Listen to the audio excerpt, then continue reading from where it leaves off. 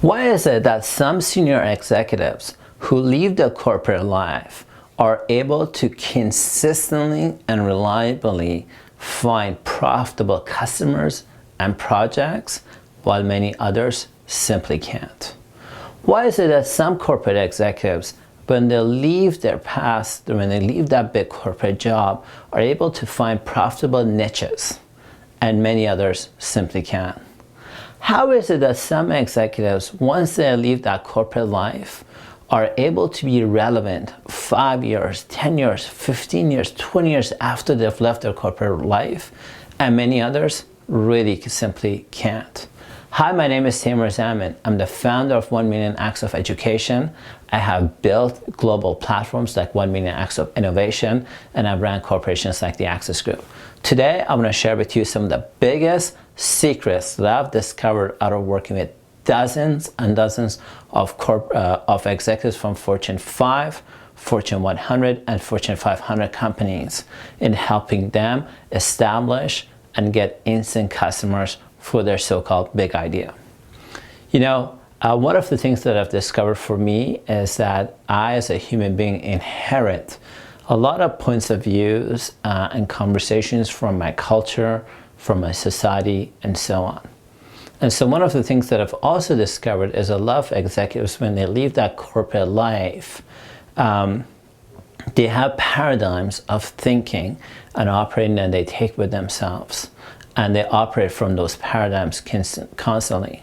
So for instance, common ones that I see is that usually they start with a PowerPoint deck, a strategy, what their big idea is, the pain point that they want to solve. Usually there's a PowerPoint deck that kind of establishes that, says a lot of that. Then the second thing they do is they go and they try to convert what that PowerPoint deck talks about, or some version of that, in a website. So you spend, I don't know, $5, $10, $20,000 on a fancy looking website to communicate that message. The third thing they do is then they pick up the phone and call people they know, people that they could meet, people that they feel somewhat of a relevance in, asking for introductions to other people. So they want to do a lot of networking to share that PowerPoint deck or the big idea with a potential customer.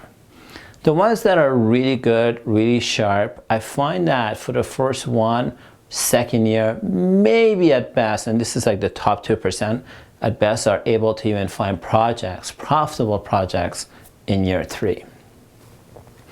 And the one thing that I've discovered for myself in the past 15 years of working with these corporate executives, the one constant thing I've found is that change is constant.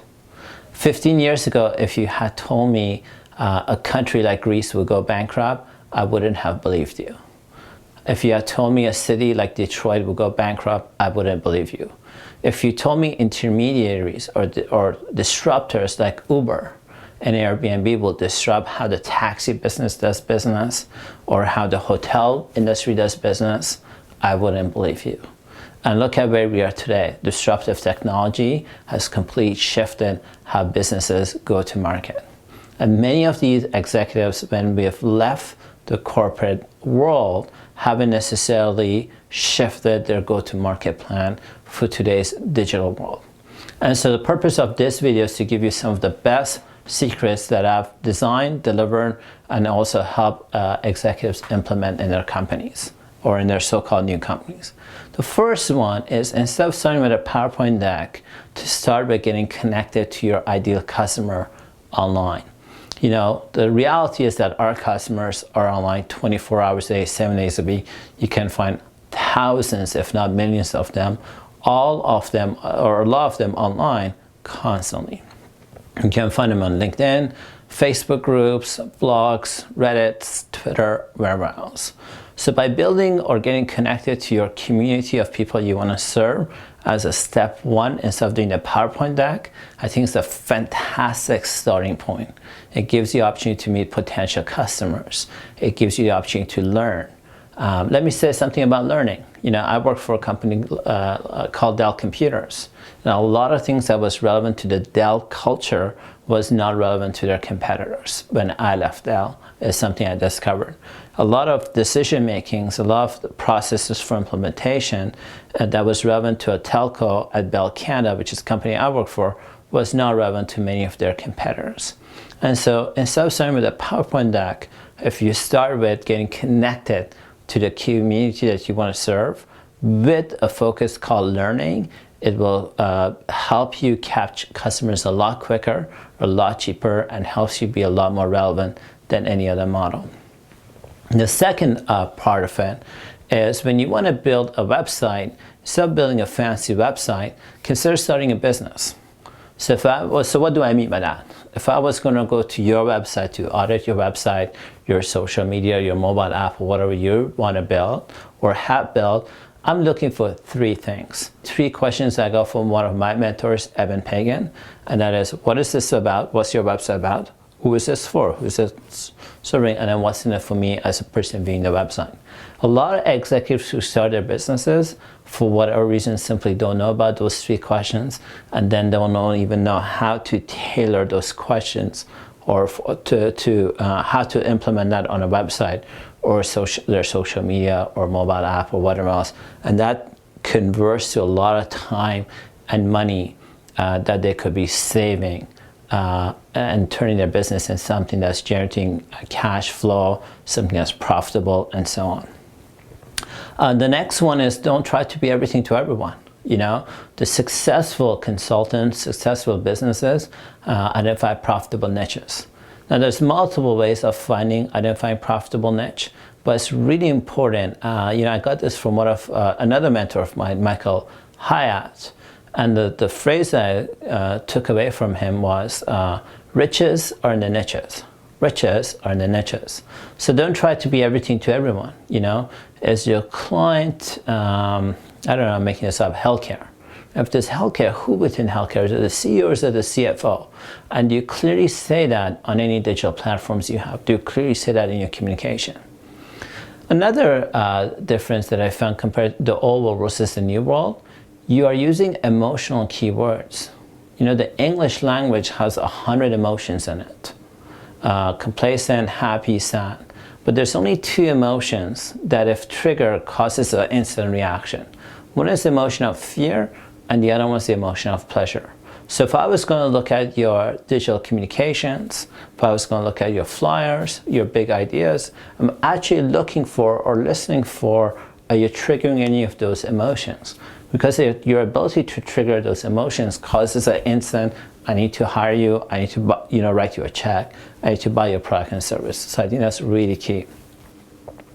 The final one is, instead of doing pilots with a company, and by the way, doing pilots with companies is a really great idea. The challenge with the pilot is that we live in a changing world.